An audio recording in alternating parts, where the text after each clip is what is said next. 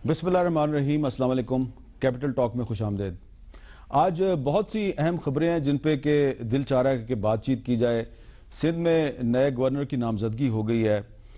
इसके अलावा आज सुप्रीम कोर्ट में अयान अली केस के दौरान वजारत दाखिला की बदनीति का जिक्र आया और इमरान खान साहब का एक बयान बड़ा ज़ेर बहस है जिसमें उन्होंने कहा कि ट्रंप अगर पाकिस्तानियों के वीज़े बंद कर दें तो बहुत अच्छा होगा।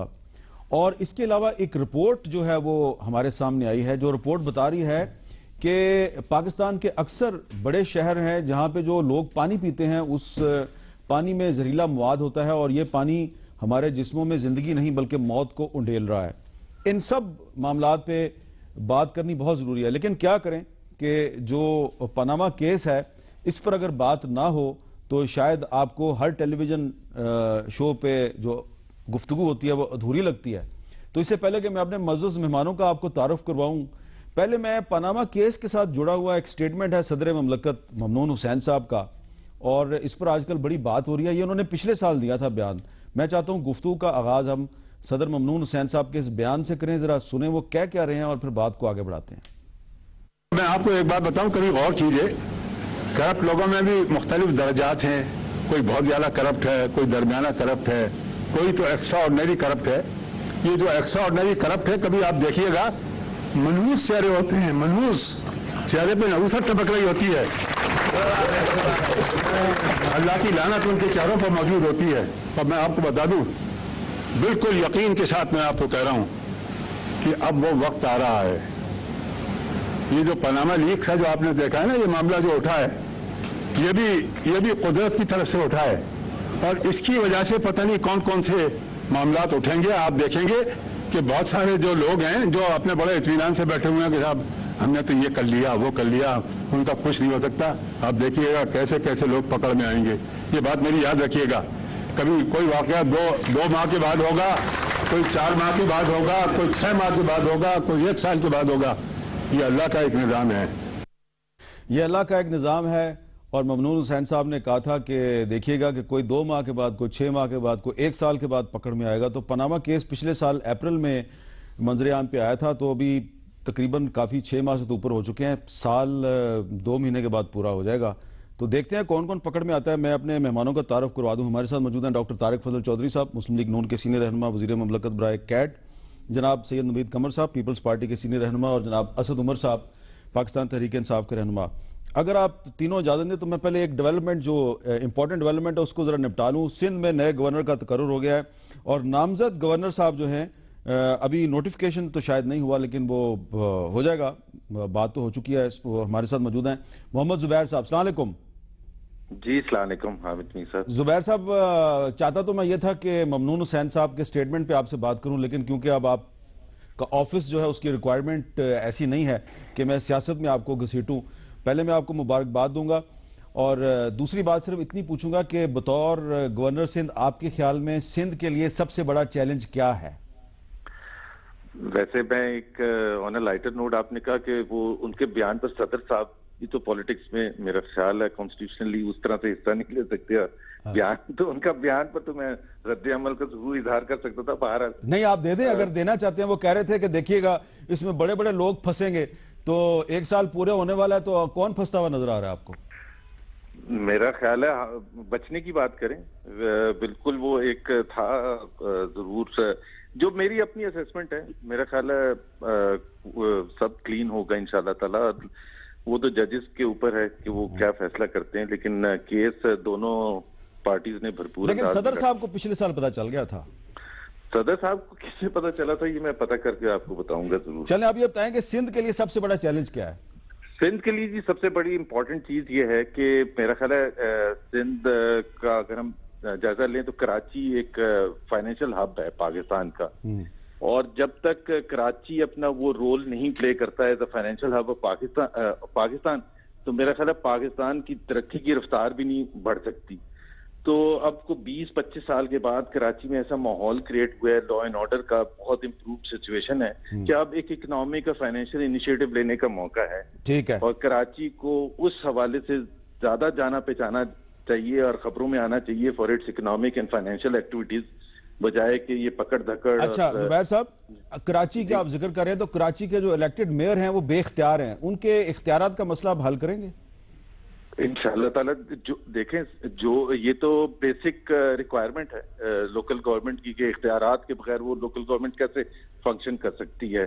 ٹھیک ہے. لیکن جو ابھی تو میں ظاہر ہے ابھی تو عہدہ بھی نہیں سنبھالا، تو جو ان کے اختیارات ان کو ملنے چاہیے وہ بالکل ملنے چاہیے، اس میں تو کوئی شک و شبہ نہیں.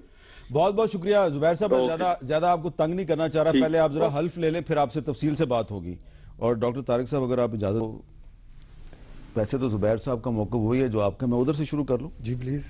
اسد عمر صاحب، یہ جو ممنون حسین صاحب پچھلے سال کہہ رہے تھے کہ بہت بڑے بڑے لوگ پکڑ میں آئیں گے، تو زبیر صاحب تو کہہ رہے ہیں کہ سب کلین ہو جائیں گے.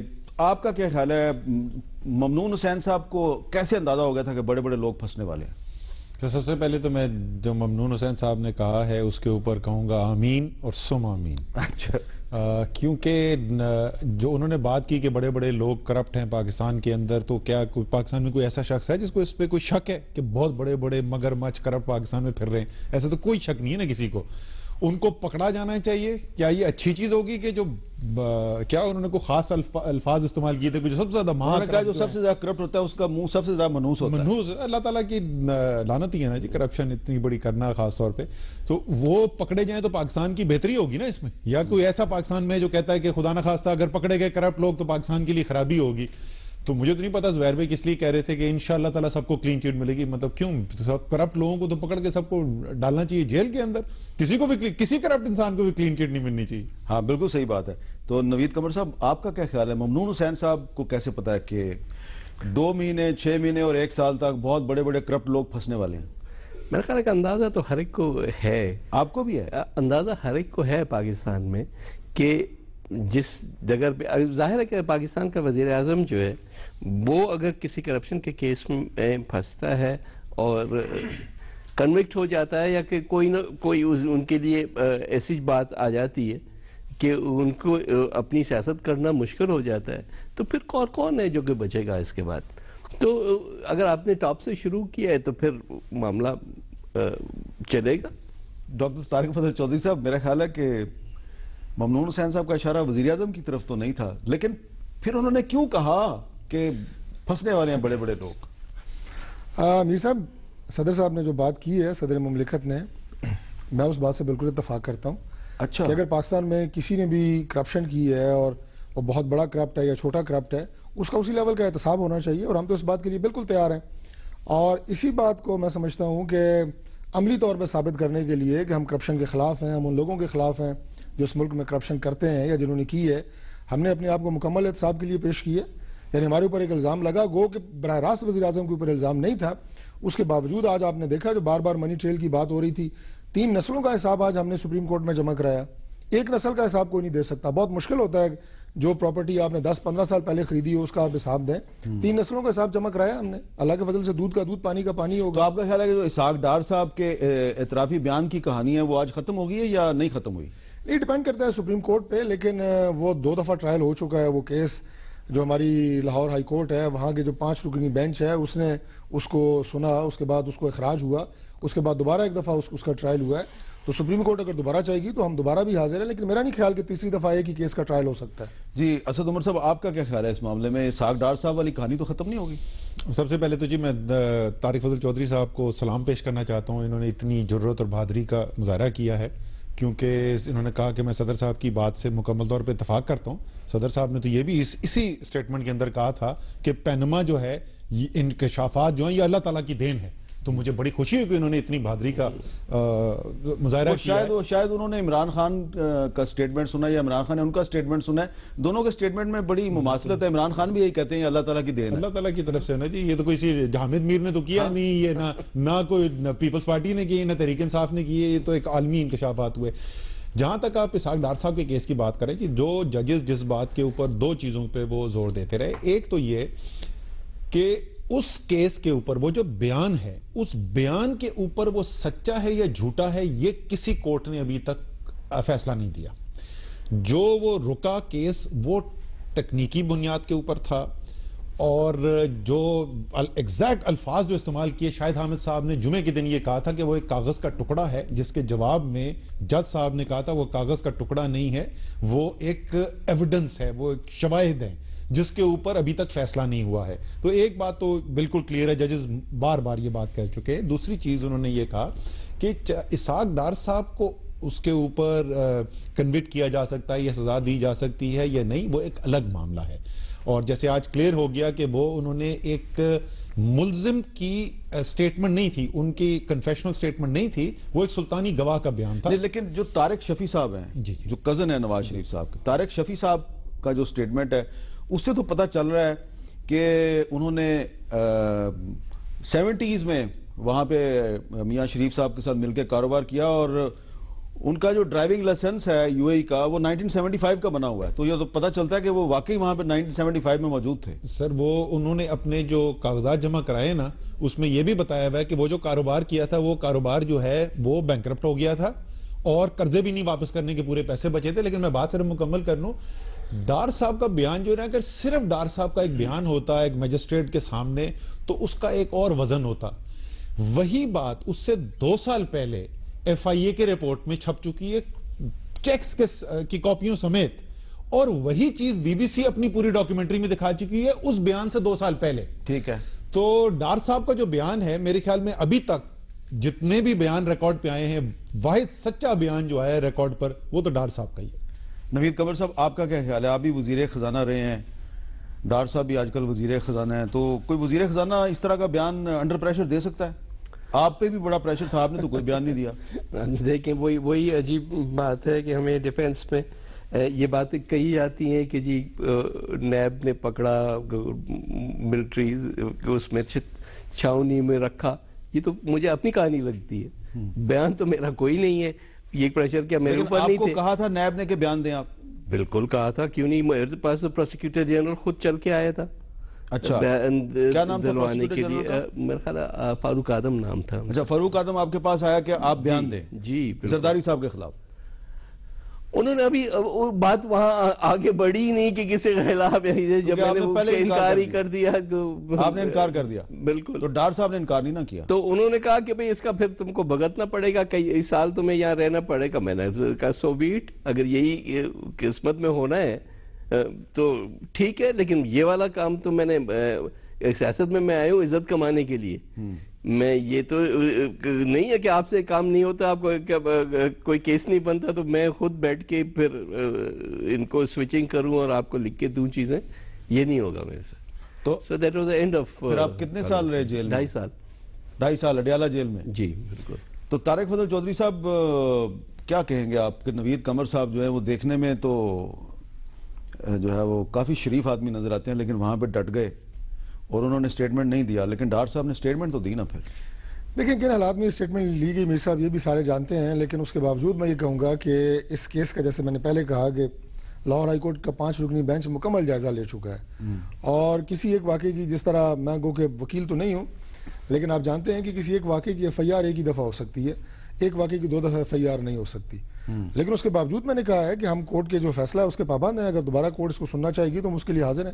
اچھا، تو اب یہ جو بار بار کہتے ہیں جی 3 نسلوں کا ہم نے حساب دے دیا ہے، آپ نے منی ٹریل دیکھی ہے، میں نے بھی دیکھی ہے جو کورٹ میں ڈاکومنٹ جمع کروائے گئے ہیں، ویسے کافی ڈیٹیل سے نہیں حساب دے دیا انہوں نے.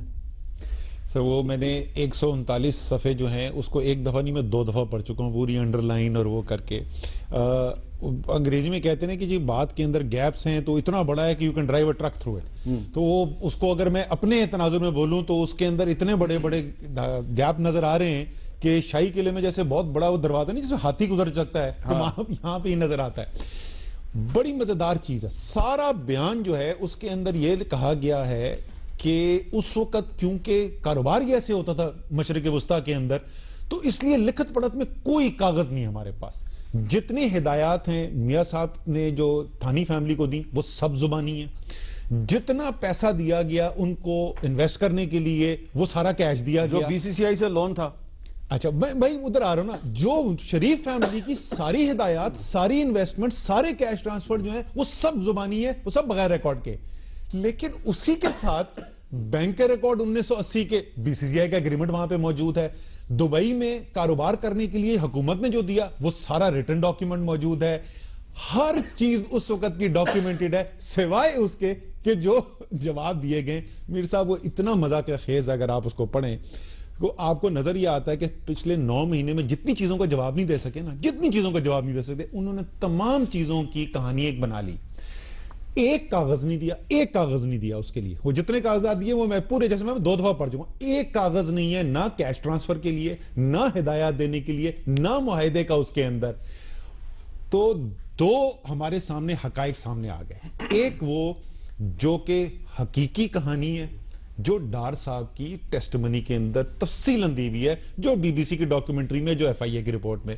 दूसरी रजिया भट्ट का नावल है, जो ये 139 सफ़े पे मुश्तमिल है। आप अगर अच्छा नावल पढ़ना चाहते हैं तो ये जरूर पढ़ें। थोड़ी सी आपने रजिया भट्ट साहबा की ज्यादती कर दी। मैं अपने अल्फाज वापस लेता हूं। ये उससे कम दर्जे के किसी नावलिस्ट की कहानी। चलें, अच्छा तारिक फजल चौधरी साहब, अगर आपका केस बिल्कुल साफ हो गया और बहुत क्लियर हैं आप, तो आज स्पीकर कौमी असम्बली साहब जो है उन्होंने सहाफियों को मोबाइल फोन के जरिए फुटेज बाहर भेजने से क्यों मना कर दिया? ये पाबंदी क्यों लगाई है?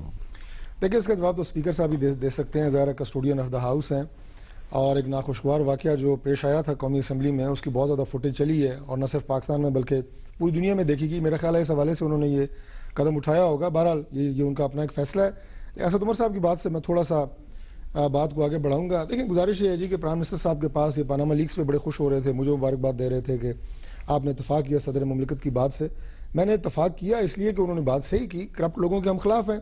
और अगर वो ये बात करने की कोशिश कर रहे थे जनाब कि प्राइम मिनिस्टर का नाम किसी हवाले से पानामा लीक से लिंक है, तो मेरा ख्याल है अब ये बात बहुत पुरानी हो गई है हमें कहते हुए। और सच भी यही है कि प्राइम मिनिस्टर का अपना नाम तो पानामा लीक्स में है नहीं, लेकिन हमारे पास उसके बावजूद जवाज बहुत है। ये जो आप पूरा कह रहे हैं ना मनी ट्रेल, इसमें बहुत जवाज थे हमारे पास कि हम इस तरफ जाते ही ना। हम सुप्रीम कोर्ट का जो इख्तियार समाअत है ऐसे चैलेंज कर सकते थे, ये ट्रायल कोर्ट नहीं थी, लेकिन हमने नहीं किया। हमने कहा कि हम अपने आप को पेश करते हैं। प्राइम मिनिस्टर जो है वो बिजनेस 90 की दिहाई से छोड़ चुके हैं। आप माशाल्लाह सारा बैकग्राउंड जानते हैं, पूरी हिस्ट्री जानते हैं। 2004 तक खुद मियां शरीफ साहब बिजनेस करते रहे, प्राइम मिनिस्टर नहीं करते रहे। ये सारी वो चीज़ें थी कि जिनकी बुनियाद के ऊपर इस पूरी मनी ट्रेल की जरूरत ही नहीं थी। लेकिन उसके बावजूद हमने 3 नस्लों का हिसाब इसलिए दिया कि हमारे पास जो तमाम सबूत हैं अल्हम्दुलिल्लाह हकायक और सच्चाई पे हैं। मैं पूछता हूँ, जो तहरीक इंसाफ बार बार इल्जामात लगाती रही है, अब भी लगा रही है, उसके लिए आपने रजिया भट्ट से तो बहुत माहिर नावल नगार की खिदमात ली हैं। आपने क्या किया है जिसके लिए जज साहब ने ये कहा कि आपके नस्लों के ऊपर तो लोग पकौड़े बेचते हैं? पाकिस्तान की जो सियासत है ये अजीब सियासत है। इसमें कोई 3 नस्लों का हिसाब दे रहा है और कोई 3 नस्लों से खून दिया जा रहा है। लेकिन मैंने आपसे नवीद कमर साहब एक बात पूछनी है, वो वाकया जिसकी वजह से आज सहाफियों को मोबाइल फोन इस्तेमाल करने से रोका गया है, उस दिन आप मौजूद थे और फुटेज के मुताबिक आप बेच बचाव करवाने वालों में शामिल थे। ये यकतरफा कसूर है, किसी एक फरीक का कसूर है या दोनों फरीकों का कसूर था? नहीं, देखिए सवाल ये है कि अगर आपने उस तरह से ब्लेम गेम में जाना है, फिर तो आप फुटेज देखेंगे तो आपको समझ में आ जाएगा किसने क्या आके कहा, किसने थप्पड़ मारा, किसने गाली दी। ये है रिकॉर्ड का हिस्सा। लेकिन बात ये कि सारी की सारी चीज़ ही गलत थी ना। तो इस लिहाज से जाहिर है हम सभी उसमें शामिल उस लिहाज से हो जाते हैं कि हालात को यहाँ तक हम लेके क्यों आए। तो आपके ख्याल में सिर्फ किसी एक member of the national assembly के खिलाफ कार्रवाई से मसला हल नहीं होगा? मेरा ख्याल है कि नहीं, और आई थिंक आज जो फैसले हुए उसमें यही हुआ कि कोई कार्रवाई नहीं होगी। कोई कार्रवाई नहीं होगी? नहीं होगी। ये फैसला हुआ, स्पीकर साहब ने किया है कि किसी मेंबर के खिलाफ कोई कार्रवाई नहीं होगी। इस वक्त जो अपोजिशन और गवर्नमेंट की जो बातचीत हुई उसके बाद हाउस उसके बाद शुरू हुआ, आपने खुद ही इससे देखा होगा कि उसमें कोई जिक्र ऐसा नहीं था कि फलां मेंबर को सस्पेंड किया। ये तो आपने हमें खबर भी दे दी कि जो हंगामा राई हुई उसके इल्जाम में किसी मेंबर के खिलाफ कोई कार्रवाई नहीं होगी। तो फिर एक ब्रेक ले लेते हैं और ब्रेक के बाद दोबारा मिलते हैं।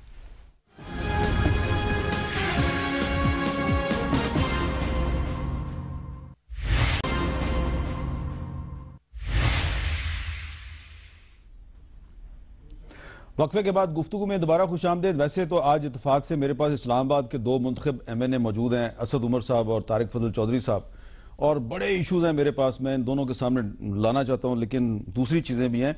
तो क्योंकि आज इमरान खान साहब के एक स्टेटमेंट पे बड़ी बहस हो रही है, जो उन्होंने कल के जलसे में एक बात कही پہلے ذرا بات کرنے سے پہلے ذرا آپ کو سٹیٹمنٹ سنوا دیں. دیکھیں عمران خان صاحب نے کیا کہا. جب سے ڈونلڈ ٹرمپ امریکہ کا صدر بنا اب تو یہ سن رہے ہیں کہ شاید پاکستانیوں کو امریکہ کا ویزا ہی نہ ملے. میں آج سارے اپنے پاکستانیوں کو یہ کہنا چاہتا ہوں کہ میں تو ایک طرح دعا کرتا ہوں کہ ڈونلڈ ٹرمپ واقعی ہمارے ویزے روک دے، کیونکہ پھر ہم اپنے ملک کو ٹھیک کرنے کی کوشش کریں گے. اسد عمر صاحب، کیا آپ عمران خان صاحب کی دعا میں شامل ہیں اور کیا پاکستان کو ٹھیک کرنے کے لیے ضروری ہے کہ ڈونلڈ ٹرمپ پاکستانیوں کے ویزے بند کر دے؟ نہیں، ظاہر ضروری نہیں ہے، اور وہ انہوں نے کہا بھی جس طریقے سے انہوں نے کہا، میں تو ایک طریقے سے ایسے کہتا ہوں. دیکھیں، آپ ایگری نہیں کرتے کہ پاکستانی کے ویزے بند کر دیجئے؟ نہیں، میرے خیال میں تو بالکل ویزے بند کرنے کا جواز ہی کوئی نہیں. پہلی بات تو کوئی جواز ہی کوئی نہیں نا. یہ ڈونلڈ ٹرمپ جو ہے وہ ایک شدت پسندی کی سیاست کر رہا ہے. وہ اپنی ملک کے اندر جو سب سے زیادہ ایکسٹریم، تو یہ عمران خان صاحب نے انڈورس کر دیا. میں بتاتا ہوں نا، وہ میں پہلے ڈونلڈ ٹرمپ کی تو پہلے لے لوں نا ان کی. وہ تو اپنے جو بدترین جو ملک کے اندر ذہنیت ہے وہ اس کو اپنی طرف اٹریکٹ کرنے کی کوشش کر رہا ہے. بھائی 9/11 کی بات کرتے ہیں، 9/11 میں پاکستانی کون سا اس میں ملوث تھا؟ جو ملک کے شہری اس میں ملوث تھے، سعودی عربیہ، ایجپٹ، UAE، ان کے نہیں کو بین کی بند کر دی دوسروں کے جا کے. وہ تو ایک ایکسٹریمسٹ ہے، نٹ کریک تو وہ تو کر رہا ہے. دیکھیں، عمران خان جو بات کریں وہ بہت سادہ سی بات ہے. عمران خان کا رشتہ غیر ملکی پاکستانیوں کے ساتھ کیا ہے سب کو پتا ہے. کس طریقے سے شوکت خانم کے لیے پیسہ کرتے ہیں. ہمیشہ عمران خان بات کرتے ہیں، کیا بولتے ہیں؟ سب سے بڑا اثاثہ پاکستان کا غیر ملکی پاکستانی ہے. وہ بات سادہ سی یہ کہہ رہے ہیں کہ یار اگر ہمارا ملک ویسا ہو جیسے آپ، میں، طارق فضل چودھری، نوید قمر سب دیکھنا چاہتے ہیں، تو ہم دوسرے ملکوں پہ ہمارے لوگوں کو جا کے خوار ہونا نہ پڑے، دھکے نہ کھانے پڑے. امریکہ میں تو پھر بھی ریلیٹیولی بہتر حالات ہوتے تھے، وہاں پہ بھی اب ڈسکرمنیشن ہونی شروع کر دیا. سعودی عربیہ میں آپ کو ہر دوسرے دن قصے سننے کو ملتے ہوں گے. مڈل ایسٹ کے دوسرے ممالک کے ساتھ کس طریقے سے پاکستانی مزدوروں کو ٹریٹ کیا جاتا ہے. محنت کرتے ہیں، گھر سے دور جا کے بیٹھتے. تو بات ان کی کرنے کی بڑی سادہ ہے، جس سے کوئی ایسا آدمی نہیں ہو سکتا جو اتفاق نہ کرے. کاش ہمارا ملک ایسا ہو کہ ہمیں دوسروں کے ویزوں کے پیچھے بھاگنا ہی نہ پڑے. لیکن جہاں تک اس کی بات ہے، امریکہ بکواس کر رہے ہیں. ڈونلڈ ٹرمپ صاحب جو کہہ رہے ہیں، نہ اس کا حقیقت پہ مبنی ہے، نہ وہ قانون پہ مبنی ہے جو وہ بات کر رہے ہیں. اسد عمر صاحب، آپ کہہ رہے ہیں کہ ڈونلڈ ٹرمپ بکواس کر رہے ہیں، عمران خان صاحب کہہ رہے ہیں کہ میری دعا ہے کہ وہ ویزے بند کر دیں. میں تفصیلی وہ بات کر چکا ہوں. اب آپ اس کو نہ چلے ٹھیک، اس کو چسکا لگانا چاہیے. چسکا نہیں، میں چسکا نہیں لگاتا. نوید قمر صاحب، آپ کو کیا سمجھ آئی عمران خان صاحب کے بیان کی؟ دیکھیں، میرا خیال ہے کہ انہوں نے جو بات کہنی بھی چاہی وہ اس طرح سے نہیں کہنی چاہیے تھی، کیونکہ ایک بہت ہی غلط کام ہو رہا ہے. پاکستانی دنیا کا ایک مہذب شہری ہوتا ہے. جتنا بھی ہمارا جو ہے امیج خراب ہو دنیا میں، جو بھی، بہرحال ہمیں اپنے رائٹس کے لیے کھڑے ہونا چاہیے، اور دنیا کے ہر ملک کو پاکستان کی یا پاکستانیوں کی عزت کرنی چاہیے. چاہے وہ پاکستانی شہری ہو، یہاں کے پاسپورٹ لیے ہوئے، یا وہ وہاں کا ریزیڈنٹ ہو، وہاں کا بھی پاسپورٹ لیے ہوئے. ان کے رائٹس پہ اگر US گورنمنٹ جو ہے ان کو کم کرے گی یا ان پہ کوئی قدغن لگائے گی، تو ظاہر ہے کہ پاکستان کو اپنے جو پاکستانی اوریجن کے لوگ ہیں ان کے ساتھ کھڑا ہونا ہوگا.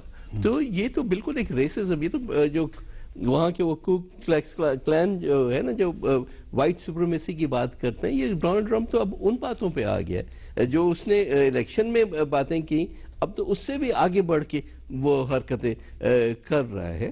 تو یہ تو ایک ایسی چیز ہے جو امریکہ کے لوگ بھی اس کو کنڈیم کر رہے ہیں، اور ہمیں بھی کنڈیم کرنی چاہیے. ڈاکٹر طارق فضل چودھری صاحب، آپ کے خیال میں عمران خان صاحب نے جو امریکہ میں مقیم پاکستانی ہیں ان پہ احسان نہیں کر دیا؟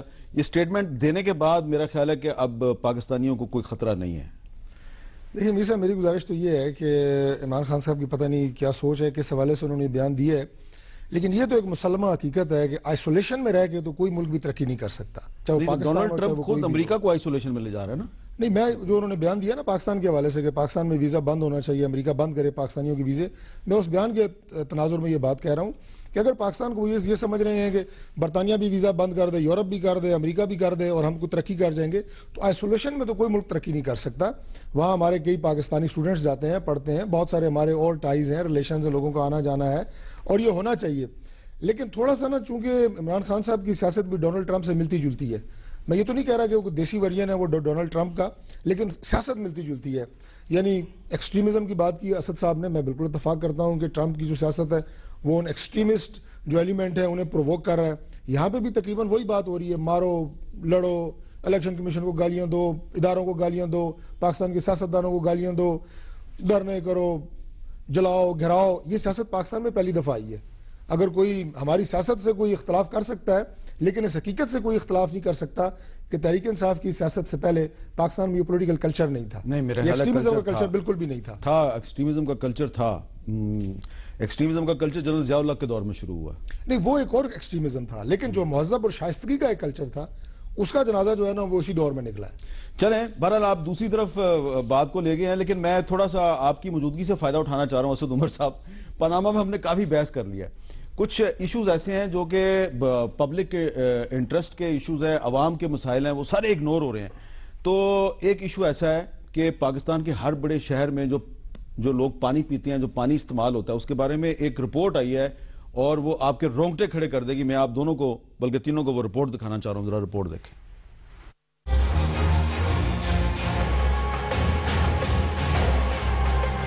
پاکستان بھر میں پینے کا پانی صرف 22% ہی صاف ہے. دور دراز علاقوں کو تو چھوڑیے, وفاقی دارالحکومت اسلام آباد میں بھی صورتحال خطرناک ہے. پاکستان میں تقریباً 20 سے 22% جو ہے نا وہ سیف ڈرنکنگ واٹر ملتا ہے. اسلام آباد میں 75% جو ہے نا وہ کنٹامینیٹڈ ہے. ہمارے ہاں زیر زمین پانی کی پائپ لائنز اور سیوریج لائنز کا ایک ساتھ سفر پانی میں زہر گھول رہا ہے. آبی تحقیقاتی کونسل کے مطابق ملک کا کوئی بھی شہر ایسا نہیں جہاں پینے کا پانی 100% صاف میسر ہو. یہی آلودہ پانی 80% بیماریوں کا باعث بن رہا ہے.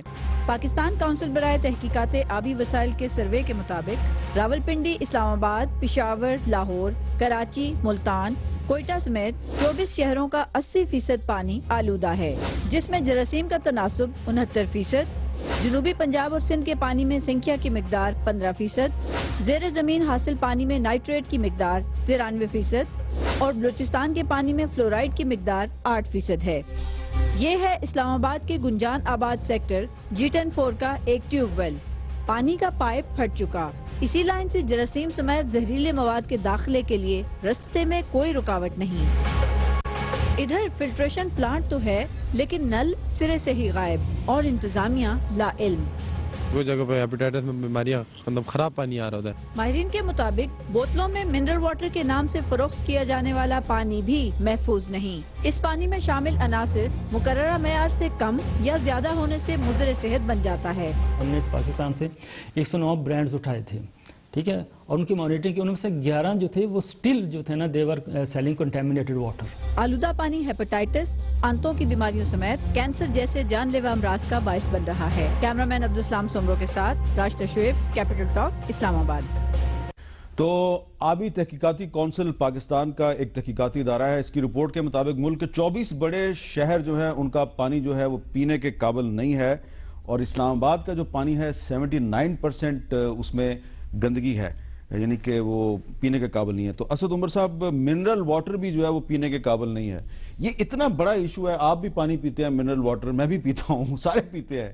نلکے کا پانی اکثر لوگ پیتے ہیں, لیکن یہ ایشوز اسمبلی میں ڈسکس نہیں ہو رہے, صرف پاناما ڈسکس ہو رہے. نہیں سر, ایسا ہے نہیں کہ صرف یہ اسمبلی میں ڈسکس نہیں ہو رہے. یہی ایشو جو ہے اس کے اوپر ہم اسمبلی کے فلور کے اوپر ایشو یہ اٹھا چکے ہیں, ہم قائمہ کمیٹی کے اندر یہ ایشو اٹھا چکے ہیں. ایک اسلام کورٹ کے آرڈر کے بیسس پہ اسلام آباد انوائرمنٹ کمیشن بنا تھا.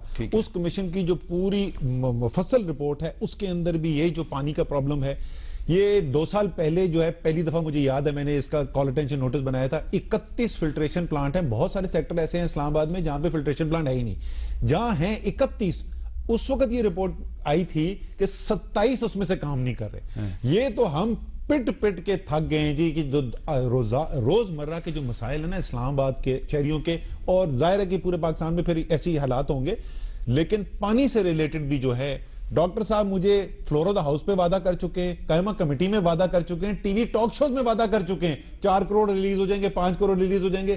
پینے کا پانی نہیں لوگوں کو ملا. اس کی وجہ سے کیا کر رہے ہیں لوگ؟ بورنگ کر رہے ہیں. بورنگ میں کوالٹی انڈر گراؤنڈ واٹر کی گرتی چلی جا رہی ہے. اور اب اگر آپ کوئی بھی رپورٹ نکلوائیں گے تو وہ ایسی رپورٹ نظر آئے گی.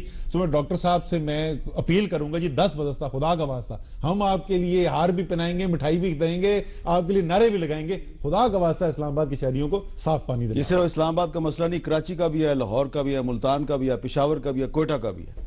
بالکل آپ نے صحیح کہا جی, اور میں اسد عمر صاحب کے کنسرن کو میں سمجھتا ہوں کہ میں بالکل اپریشیٹ کرتا ہوں. یہی بات تو ہم ان کو کہتے ہیں کہ ان مسائل کے اوپر آئیں جو پاکستان کے اصل ایشوز ہیں, پاکستان کے عوام کے اصل ایشوز ہیں. 2 سال پہلے انہوں نے یہ مسئلہ اٹھایا ہے لیکن آپ نے حل نہیں کیا. یہ صرف ایک کال اٹینشن نوٹس سے تو یہ مسئلہ حل نہیں ہوگا. اس کے لیے ظاہر ہے, اور صرف اسلام آباد کا ایشو نہیں ہے.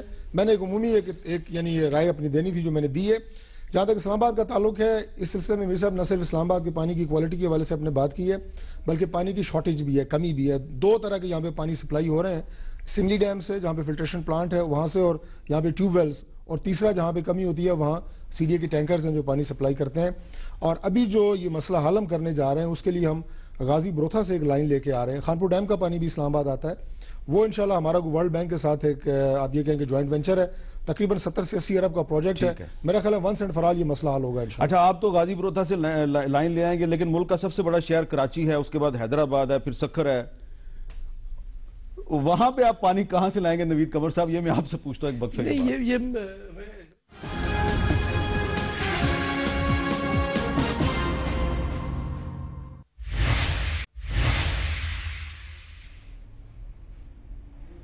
پاکستان آبی تحقیقاتی کونسل کی ایک حالیہ رپورٹ کے مطابق ملک کے جن 24 شہروں کا پانی پینے کے قابل نہیں ہے اس میں پاکستان کا سب سے بڑا شہر کراچی اور سندھ کے کچھ شہر بھی شامل ہیں.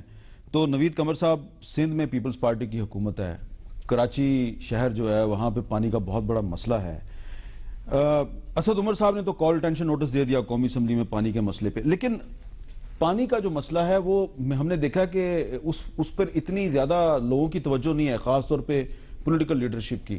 آپ نے کبھی یہ مسئلہ ڈسکس کیا ہے قومی اسمبلی میں یا چیف منسٹر سندھ کے ساتھ؟ لیکن قومی اسمبلی کا تو ایشو اس لیے نہیں ہے کیونکہ ان کے تو حلقے جو ہیں وہ فیڈرل کیپٹل کے ہیں, ہمارا تو پروونشل اس میں آتا ہے, پانی کا ایشو بھی وہاں کا ہے.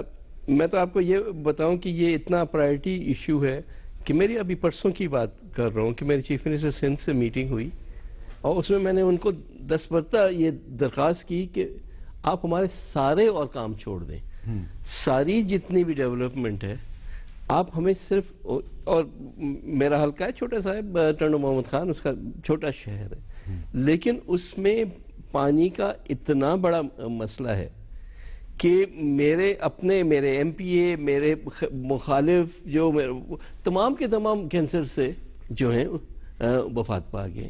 تو مجھے تو یہ ہے نا کہ یہ مسئلہ جو بھی ادھر رہتا ہے ان کو الٹیمیٹلی ہیپیٹائٹس تو پھر بھی چھوٹی بات ہے, ان کو پتہ نہیں کیا کیا اور فیس کرنا پڑتا ہے. تو یہ تو ایمرجنسی لیول پاکستان کا سب سے بڑا مسئلہ بن رہا ہے گندا پانی. پاکستان کے تو انفارچونیٹلی اتنے مسائل ہیں کہ بڑا کون سا ہے اور چھوٹا کون سا ہے میں نہیں کہہ سکتا, لیکن ایک بالکل بیسک ایک مسئلہ ہے جس کو ضرور حل کرنا چاہیے. اچھا اسد عمر صاحب, آخر میں یہ بتائیں کہ اگر منرل واٹر کی بوتل میں بھی اگر گندگی ہے اور وہ بھی لیبارٹری کہہ رہی ہے کہ پینے کے قابل نہیں, اس کا مطلب ہے یہاں پہ بھی کرپشن گھسی ہوئی ہے.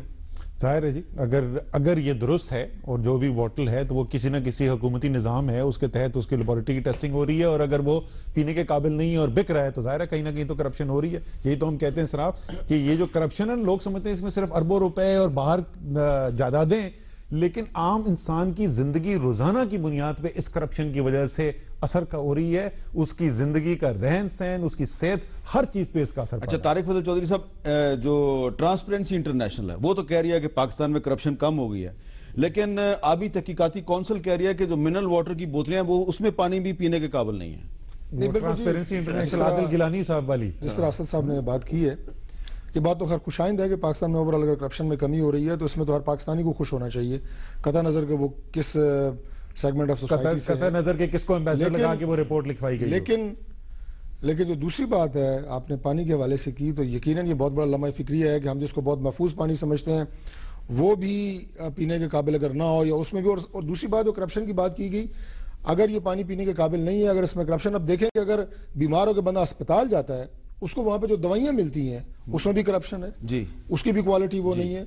لائف مسئلہ جو ہے جو ہے وہ پاکستان کے اندر جو ہے تو آپ نے وہ خود صحیح نہیں ہی میری کلوزنگ آسان کر دیا. آپ تینوں کا بہت بہت شکریہ. اور طارق فضل چودھری صاحب نے بہت اچھی بات کی ہے کہ جو منرل واٹر کی بوتلیں ہیں اس میں جو پانی ہے وہ بھی پینے کے قابل نہیں, اور اگر آپ وہ پانی پی کے بیماروں کے ہسپتال جائیں تو وہاں جو آپ کو میڈیسن مل رہی ہے وہ بھی اگر کھانے کے قابل نہیں ہے, تو اس کا مطلب تو یہی بنتا ہے. یہ بات اب طارق فضل چودھری صاحب نے نہیں کی, یہ میں کروں گا. اس کا مطلب یہ ہے کہ کرپشن واقعی پاکستان کا بہت بڑا مسئلہ ہے, اور کم از کم یہ جو پینے کا جو پانی ہے اس میں جو کرپشن ہے اس کو تو ختم کریں, اور کم از کم قومی اسمبلی کے ایک سیشن پہ اس پہ تو بحث کریں, پاناما پر بھی بحث کریں, لیکن یہ جو پینے کا پانی ہے اس میں جو کرپشن کی وجہ سے بیماریاں شامل کر دی جاتی ہیں اور وہ ہمارے منہ کے ذریعے ہمارے پیٹ میں جاتی ہیں, کم از کم اس کو روکنے کے لیے تو قومی اسمبلی اور صوبائی اسمبلیوں میں کم از کم ایک سیشن کے لیے تو بحث کریں. اجازت دیجیے, اللہ حافظ.